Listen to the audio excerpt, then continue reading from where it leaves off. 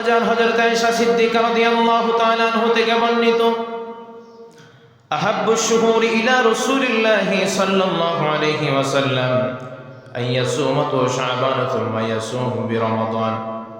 রাসূল সাল্লাল্লাহু আলাইহি ওয়াসাল্লামের কাছে প্রিয় মাস হলো পবিত্র শাবান মাস।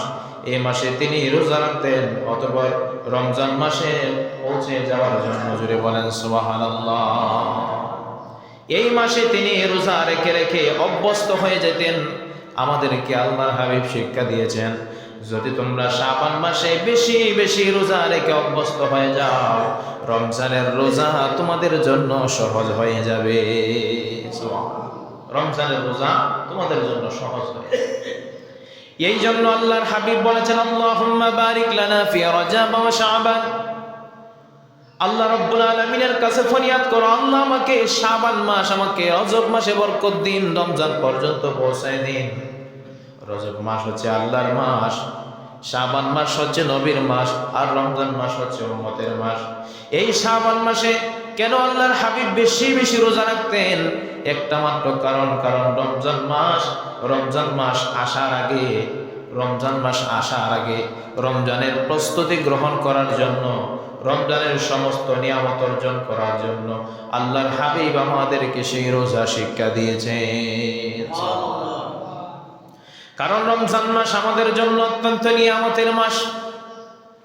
রজব মাস হচ্ছে সম্মানিত মাস, মধ্যখানে শাবান মাস, আর এই মাসের পরে যে মাস আমাদের সামনে আসবে, এটা সব মাসের চেয়ে সর্বশ্রেষ্ঠ মাস। রজব মাস হচ্ছে সম্মানিত মাস, আল্লাহর মাস। আর রমজানুল মুবারক সমস্ত মাসের চেয়ে শ্রেষ্ঠ মাসের নাম কি? রমাদানুল মুবারক। জোরে বলেন রমাদানুল মুবারক। এই জন্য রাসূল করিম সাল্লাল্লাহু আলাইহি ওয়াসাল্লামের কাছে প্রশ্ন করা হয়েছে, ইয়া রাসূলুল্লাহ, ইয়া হাবিবাল্লাহ,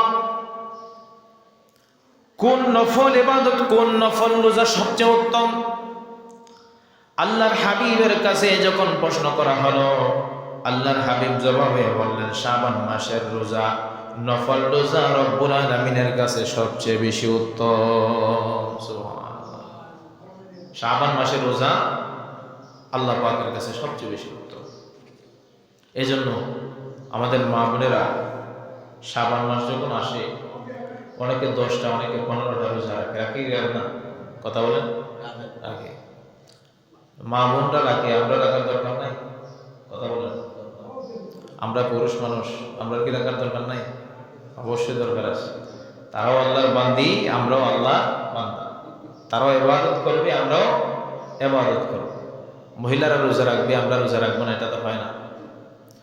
যেহেতু আমরা পুরুষ মানুষ, বিভিন্ন ব্যস্ততার মধ্যে থাকতে হয় সংসারের কারণে, তো তাদের মতো হয়তো আমরা এত বেশি রোজা রাখতে পারবো না, কিন্তু অন্তত পক্ষে 1টা অথবা 2টা রোজা তো আমরা রাখতে পারবো ইনশাআল্লাহ।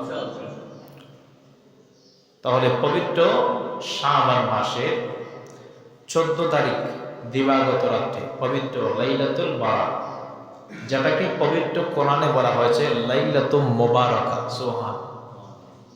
কি বলা হয়েছে? লাইলাতুল মুবারাকা বলা হয়েছে। আল্লাহ পাক কোরআনে বলে, হামিম ওয়াল কিতাবিল মুবিন ইন্না আনজালনাহু ফি লাইলাতিন মুবারাকাতিন ইন্না কুন্না মুনজিরিন। আল্লাহু আকবার। আল্লাহ রাব্বুল আলামিন বলেন, শপথ সুস্পষ্ট কিতাবের, আমি অবতীর্ণ করেছি এক মুবারক রাতে। রব্বুল আলামিন পবিত্র লাইলাতুল বারাত, এটাকে পবিত্র কোরআনের মধ্যে লাইলাতুল মুবারাকা বলা হয়েছে। আর হাদিস শরীফের মধ্যে আল্লাহর হাবিব বলেন, লাইলাতুন নিসফি মিন শাবান। সুবহানাল্লাহ। আল্লাহ রাব্বুল আলামিন এত বড় নিয়ামত লাইলাতুল বারাত আমাদেরকে দান করেছেন। এই রাত্রিতে আল্লাহর বান্দার ভাগ্য লিপিবদ্ধ করা হয়, আগামী 1 বছরের বাজেট করা হয়। এই জন্য আল্লাহর বান্দি যদি এই রাত্রে জাগ্রত থেকে ইবাদত করে, রব্বুল আলামিন তার সমস্ত জীবনের গুনাহ মাফ করে মাসুম বানিয়ে দিবে। এই জন্য পবিত্র শাবান মাস এমন একটা মাস, এই মাসে একদিন আম্মা জান হযরত আয়েশা সিদ্দিকা রাদিয়াল্লাহু তাআলা আনহা হঠাৎ করে দেখতেছেন ওনার পাশে আল্লাহর হাবিব নেই। উনি মনে মনে চিন্তা করলেন, আল্লাহর হাবিব মনে হয় আমাকে ফাঁকি দিয়ে অন্য কোন স্ত্রীর ঘরে চলে গেছে। অন্যান্য বিবিদের ঘরে যখন তালাশ করলেন, সবার ঘরে তালাশ করার পরে আল্লাহর হাবিবকে পাওয়া যায় নাই। মা ফাতিমা রাদিয়াল্লাহু তাআলা আনহার ঘরে গেলেন, ডাক দিলেন, ফাতিমাকে, আমি আয়েশা আল্লাহর হাবিবকে তালাশ করার জন্য এসেছি। মা ফাতিমা আলী সহ ইমাম হাসান হুসাইন রাদিয়াল্লাহু তাআলা আনহু সহ তারা সকলেই বের হয়ে গেলেন আল্লাহর হাবিবকে তালাশ করার জন্য। মনে মনে ভাবলেন, আল্লাহর হাবিব হয়তো মসজিদে নববীর মধ্যে নামাজ আদায় করতেছেন। মসজিদে নববীর মধ্যে যাওয়ার পরে গিয়ে দেখতেছেন মসজিদে নববীর মধ্যে আল্লাহর হাবিবকে পাওয়া যায় নাই। হযরত আলী রাদিয়াল্লাহু তাআলা আনহু বললেন, আল্লাহর হাবিবকে জান্নাতুল বাকি ছাড়া পাওয়া যাবে না। জান্নাতুল বাকির মধ্যে যখন প্রবেশ করলেন তখন দেখতে পাইলেন আল্লাহর হাবিবের নূরের আলো দ্বারা জান্নাতুল বাকি আলোকিত হয়ে গেছে। জান্নাতুল বাকি আল্লাহর হাবিবের নূরের আলো দ্বারা আলোকিত হয়ে গেছে। আল্লাহর হাবিবের সামনে যখন গেলেন, গিয়ে দেখতেছেন আল্লাহর হাবিব সিজদারত অবস্থায় পড়ে আছে। আল্লাহর হাবিব বললেন, আয়েশা, এ ফাতিমা, তোমরা কি জানো আজকে কোন রাত্র? তারা বলেন, ইয়া রাসূলুল্লাহ, ওয়াল্লাহু ওয়া রাসূলুহু আ'লাম, আল্লাহ এবং আল্লাহর রাসূল ভালো জানেন। আল্লাহর হাবিব বলেন, লাইলাতুন নিসফি মিন শাবান, এই রাত্র হচ্ছে শাবানের মধ্যরাত্রি, যেই রাত্রিতে রব্বুল আলামিন আল্লাহর বান্দা বান্দির তামাম জিন্দেগীর সমস্ত গুনাহ মাফ করে দিবে।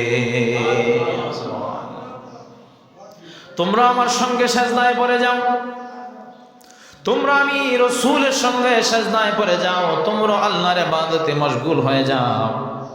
তাহলে রাসূল করিম সাল্লাল্লাহু আলাইহি ওয়াসাল্লাম আমাদেরকে শিক্ষা দিয়ে গেছেন, পবিত্র শাবান মাস অত্যন্ত গুরুত্বপূর্ণ নিয়ামতের মাস, যেই মাসের মধ্যে রব্বুল আলামিনের উপর বেশি বেশি ইবাদত করা। এই বেশি বেশি ইবাদত করতে করতে যখন আল্লাহর বান্দা অভ্যস্ত হয়ে যাবে, আর রমজান মাসে শয়তান তাকে ধোঁকা দিতে পারবে না, রোজা থেকে গাফিল করতে পারবে না। এমন মানুষ আছে রমজান মাসে রোজা রাখে সারাদিন, কিন্তু যখন ইফতারের পরে তারাবির টাইম হয়ে যায়, তার তারাবিতে আসতে মন চায় না, তারাবির মধ্যে আসতে মন চায় না। আপনি সারাদিন কষ্ট করে রোজা রাখলেন, কিন্তু তারাবির নামাজ আদায় করলেন না। তারাবির নামাজ আদায় না করার কারণে আপনার রোজা সম্পন্ন হবে না, আপনার রোজা পরিপূর্ণ হবে না, এই রোজা আল্লাহর দরবারে কবুল হবে না। এই জন্য সারাদিন রোজা রাখলেন, সারাদিন কষ্ট করলেন, কার জন্য? আরো জোরে বলেন। আল্লাহর জন্য কষ্ট করলেন, আল্লাহকে রাজি খুশি করার জন্য। যেই আল্লাহর বান্দা বান্দি আল্লাহকে রাজি খুশি করার জন্য, আল্লাহকে সন্তুষ্ট করার জন্য সারাদিন রোজা রাখলো, তারাবির নামাজ আদায় করলো, রব্বুল আলামিন আল্লাহর বান্দাকে বেগুনা মাসুম বানাইয়া আল্লাহর এই নিয়ামত পবিত্র রমজান মাসের মধ্যে বেগুনা মাসুম বানাইয়া নামাজ থেকে বের করে দিবে। এত নিয়ামতের মাস পবিত্র রমজানুল মুবারক।